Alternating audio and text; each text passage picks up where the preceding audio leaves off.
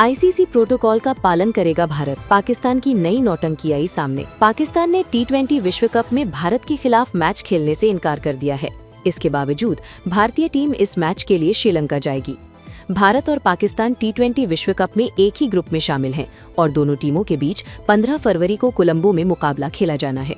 News agency ANI के अनुसार भारतीय टीम आईसीसी प्रोटोकॉल का पालन करेगी, जिस कारण वो मैच के लिए कोलंबो जाएगी।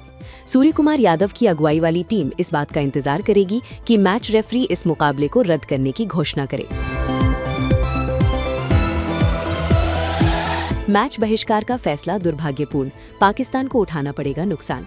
विराट कोहली के बचपन के कोच राजकुमार शर्मा ने ICC men's T20 world cup 2026 में पाकिस्तान के द्वारा भारत के खिलाफ मैच का बहिष्कार करने पर कहा, बहुत दुर्भाग्यपूर्ण फैसला है। इससे पाकिस्तान को बहुत नुकसान उठाना पड़ेगा। उनके खिलाड़ियों और लोगों के लिए बड़ा नुकसान होगा। ये राजनीतिक फैसला है। उन्हें सोचना चाहिए कि अगर आईसीसी इस पर कार्रवाई करेगी तो पाकिस्तान क्रिकेट बोर्ड को बहुत नुकसान होने वाला है। बहुत अनफॉर्चुनेट है और ये बड़ा ही अजीब सा फैसला है पाकिस्तान का। अभी तक उन्होंने रिएक्ट नहीं किया था। पहले बांग्लादेश के फेवर में उन्होंने वोट किया कि बांग्लादेश को भारत में नहीं आना चाहिए, नहीं खेलना चाहिए, और अब उन्होंने खुद भी बैकआउट करने की बात की है।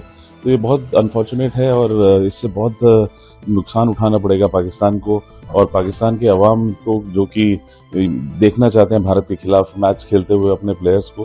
तो उनके प्लेयर्स के लिए, उनके सारी पब्लिक के लिए बहुत बड़ा नुकसान होगा और मुझे लगता है कि पाकिस्तान क्रिकेट बोर्ड दोबारा सोचेगा इस बात पर। देखिए, क्रिकेटिंग उसमें देखें तो भारत बहुत ऊपर है पाकिस्तान से कंपटीशन में, अगर आप देखें।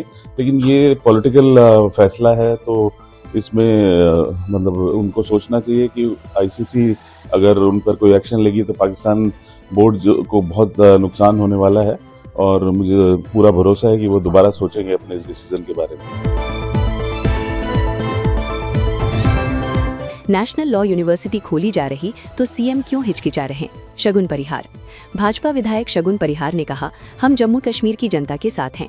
नेशनल लॉ यूनिवर्सिटी बच्चों के लिए खोला जा रहा है, तो मुख्यमंत्री उमर अब्दुल्ला जम्मू कश्मीर में नेशनल लॉ यूनिवर्सिटी खोलने में क्यों हिचकिचा रहे हैं? दुख की बात यह है कि उन्होंने यहाँ बच्चों की बात को सुना भी नहीं। मुख्यमंत्री का इस तरह का भेदभावपूर्ण व्यवहार बहुत निंदनीय है।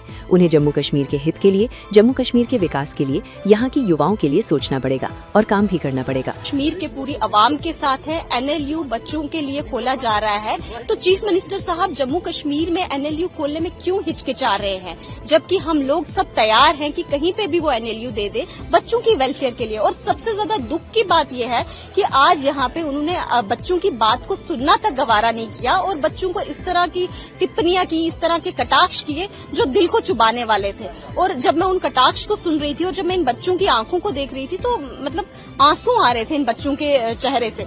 तो मैं कह दूं कि इस तरह का डिस्क्रिमिनेटरी व्यवहार जो है चीफ मिनिस्टर का, बड़ा निंदनीय है।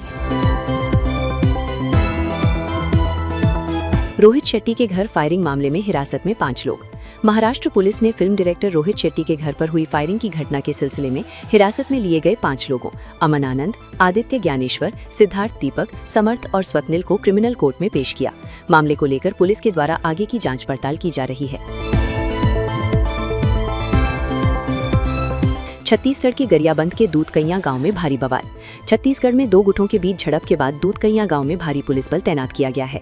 SP वेदव्रत सिरमौर ने कहा, दूधकैया गांव में एक पूर्व अपराध का आरोपी आरिफ ने अपने 2 साथियों के साथ मिलकर कुछ लोगों के साथ मारपीट की थी।